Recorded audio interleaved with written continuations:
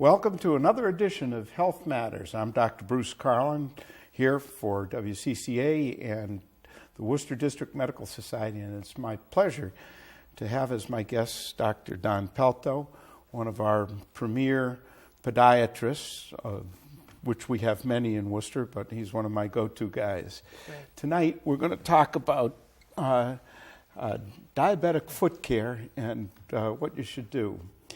Perhaps I should set this up a little bit and say what happens in my office as a primary care physician. Whenever I have a new patient with diabetes, I have to explain to them pretty carefully that that diabetes is one of these crazy diseases where the disease can take over without you really knowing it, and that the first places that manifest any of the signs of disease, even before the symptoms show up, is the foot. So we tell all our patients, you get yourself, if you've got diabetes, even if it's mild, you get yourself a diabetic foot exam and you get yourself a diabetic eye exam. And so what I thought we'd do tonight is say, all right, what are you doing that for? What do they do when they come in the office? Yeah, so what happens when you see a new patient for diabetes? Great. Well, first of all, thanks for having me on the show, Dr. Karlin. I appreciate it. And when I see patients, they come in from your office or from other doctors' offices, people really want to be treated for their diabetes, but also many people come in and they've done research on their own. You're probably finding it more and more that people look on the internet and get a lot of information. And when you put in diabetes and feet, you're not going to get some very good pictures. A lot of them are concerned, am I going to lose a toe? Am I going to get a wound? What causes that? And I really start every patient by doing something called a comprehensive diabetic foot exam. And this is an exam that has a number of different parts to it. In the beginning, we look at their medical history. Most importantly, there's a number that you test, and I don't test it, but you test it, the hemoglobin A1C. I want to know how well controlled their diabetes is. If they have an elevated number, a blood sugar, that probably shows they're maybe a little bit further down the road to having a problem. If they're nice in control and at a number 6 or a 7, I'm less concerned. So first I look at their medical history, what medicines they're on, if they're already on some medicines for nerve problems, like neuropathy or other types of issues where they can have numbness and tingling in the feet. And after I do that, I really have a 4-point inspection. And I really equate it to my patients to make it easy, kind of like a car tune-up. You get your car tuned up every 3,000 miles, and just like your feet, you have to get a tune-up. And what do we look at? I look at 4 areas. First of all, I look at their circulation. And just like you can feel the pulse on your arm, you can also feel the pulse on your feet. There's 2 different pulses, and if I can feel them, that's great. If I can't feel them, or if they're barely palpable, or I can't really feel it, that might be an area of concern. We may want to see, well, what's the reason? Is there some clogging in the arteries, very similar to your heart, or what's the problem? So first I look at the circulation. So just to get this in perspective, from my perspective, what diabetes does is the extra sugar floating in your blood. Number one, it can get measured with the hemoglobin A1C, which gives you a long-term measure of how you've been doing for the last month. But if you're getting clogs, any bed, any vascular bed can get clogged. The feet just happen to be one of the easy ones to find. And that pulse right at the top of your foot or on the back of your ankle, we often test. But I always feel that you guys do a better job of that. You're looking at other things, not just the pulse. You're looking at foot color and other things. Why don't you describe some of the other things that you look at? Yeah, so first we do the pulse. The pulse is just the easiest way. Then I push down on the tip of the toe, and I look at how quickly the redness comes back to the toe. Or if the toe is really pale, or even red color, if there's not enough blood flowing back, that may be a problem. Another big problem could be swelling. How much swelling do they have around their ankles? And if there's a problem with the blood flow going back up to the heart. So the blood flow is the first area I look at. But the swelling isn't necessarily a part of the diabetes. It's sort of what led up to the diabetes. Exactly. It's the people that have had a few too many meatballs that that have extra weight on and some vascular disease. Exactly. So first I look at the blood flow. The next thing I look at is going to be the skin. And there's a lot you can look at with people with diabetes. But when you have diabetes, you're more susceptible to getting other types of skin infections because your immune response is a little bit lowered. So they may have thickened toenails, they have onychomycosis, they could have athlete's foot that goes along with it as well. They could have calluses. So you're saying that these skin infections are part and parcel of diabetes. You're running sweeter, you don't have as much blood flow there, and so that the bacteria and fungi have an upper hand, and so when you start seeing those things, those could be signs for the patient to say, well, maybe I better check my sugars. Exactly. There may be a concern. One of the biggest challenges is dealing with calluses. And I know everyone says, well, I get a callus because I walk too much or because I'm very athletic. But if you have diabetes and you develop a callus and that callus isn't treated, that callus can very easily go from hard skin to a blister skin. And that's where a wound, or we call an ulcer, can happen on the bottom of the foot. So what's the difference between a corn, a callus, and a blister? Yeah, that's a good question. If you look at as podiatrists, we always use our hand as example. If you look at your hand, on the top of the foot, that's a corn. Top of the foot or between the toes are called corns. On the bottom of the foot is called a callus. And it's just a matter of where it's at on your foot. So where the pressure point is. Where the pressure point is. Now, a corn or callus can be caused by tight shoes many times. A lot of times it can be caused by a lot of walking or friction. And that's the whole reason they do those diabetic shoes. I'm sure a few times you've heard about those diabetic shoes where that reduces the friction on the bottom. That's why we prescribe them. Not because everyone needs a pair of shoes, but because they've been proven to reduce the friction that can cause the calluses. So the callus comes from the moving rubbing, around, the rubbing. And if you don't treat a callus, a lot people maybe don't get it treated or try to treat it on their own. First of all, we don't ever recommend using a razor blade. I've heard people doing that times because you can cut yourself. And the problem with the callus, it gets thicker and they don't feel it. And then it can blister. Well, what do you recommend for folks, where the diabetic is not feeling his foot as well, and maybe that's why the callus is developing? Can they use like a pumice stone? What do you recommend? Or do you have to tailor to each patient? It really depends on the patient. If you don't have any feeling, you shouldn't be using anything on your feet. If you're a very new diabetic and you have good feeling, you can use a pumice stone. But one thing I really don't ever want anyone to use, anyone that's watching this, I need to let them know, don't use anything with an acid in it. Have you heard of those corn pads people buy? They're medicated pads. They have medication. It's an acid. And the difference with the acid pad, it doesn't know the difference between hard skin and normal skin.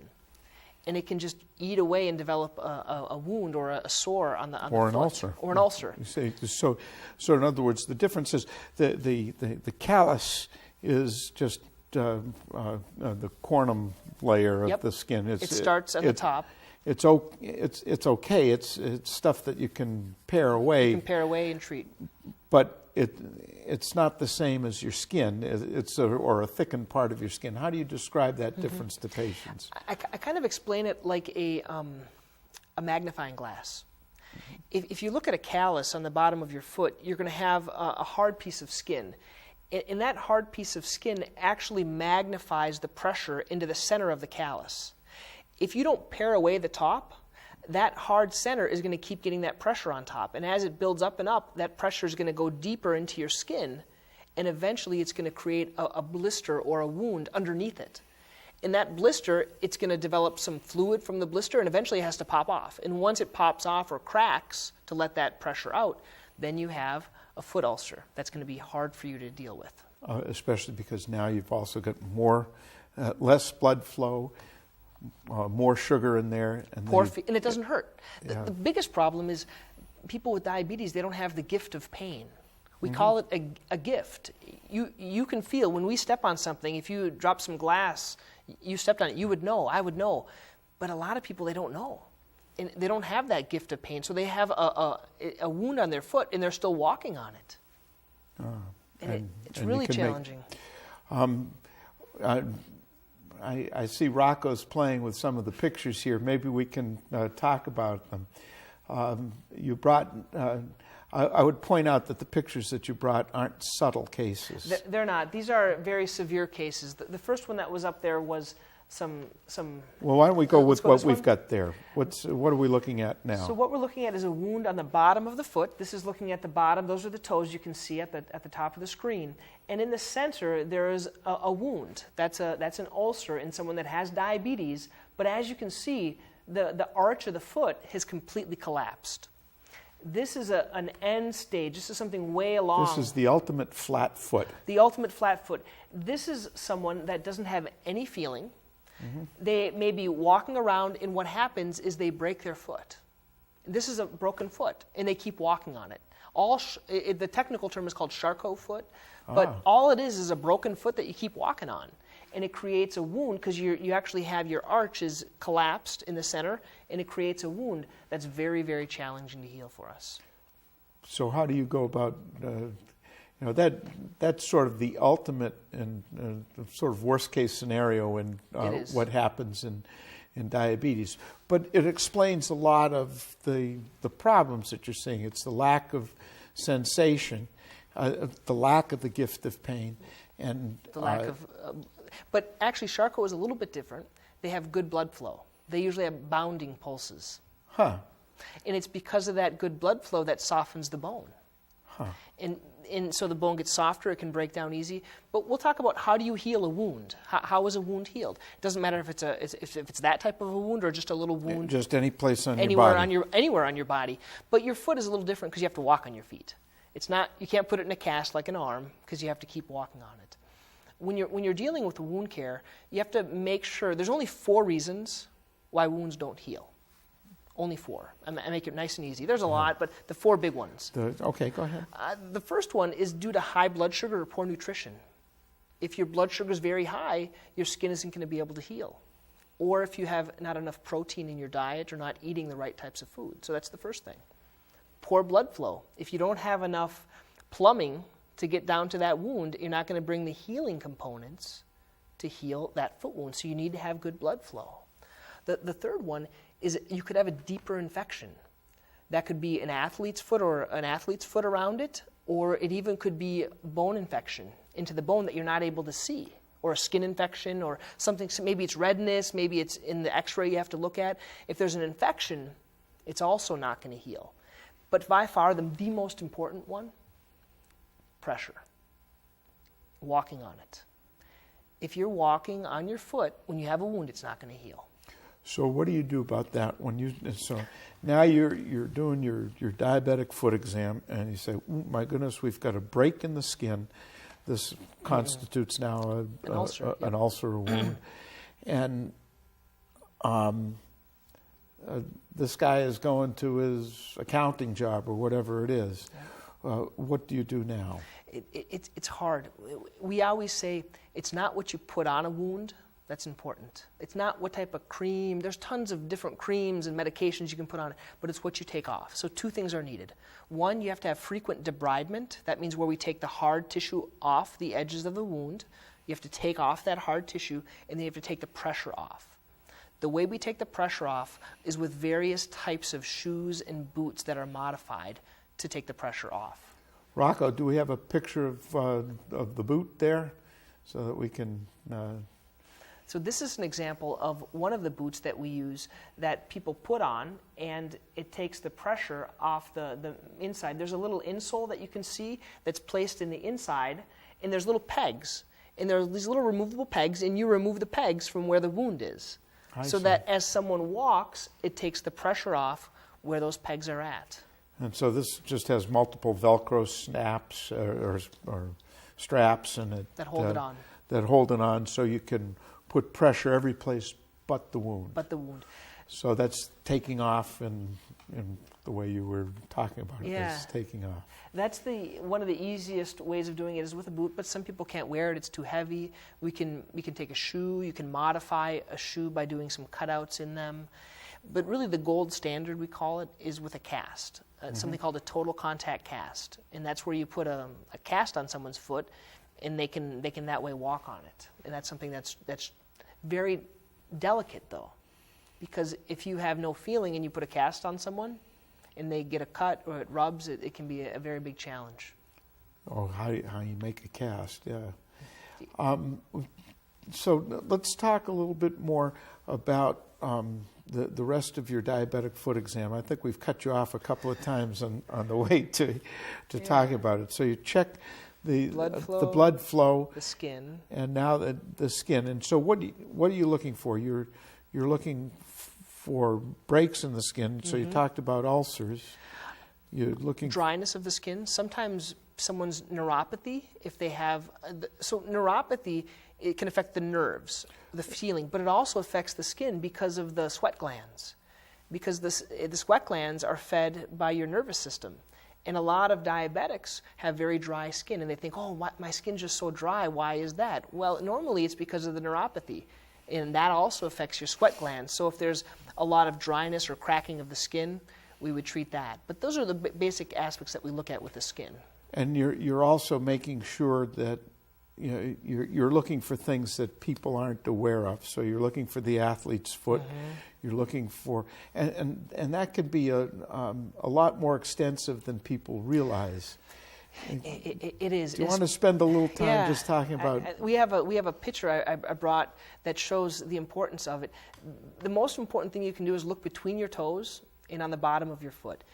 Why between the toes? Because it can get very, very damp between the toes, and that can create a little bit of a cut, or even in that cut can get an infection very easily. I have a lot of patients that have lost one or two toes or even their whole foot just from a little athlete's foot between their toes. So, it's not your standard athlete's foot. It's a standard athlete's foot. We've got a picture here. Can you describe what we're looking at here? So what we see here is a lot of dampness on the bottom of the foot. You see that second toe, and it got a little bit of an infection into the skin. It could also get a crack between the toes that can work its way up the foot. And someone may not feel this because of the neuropathy.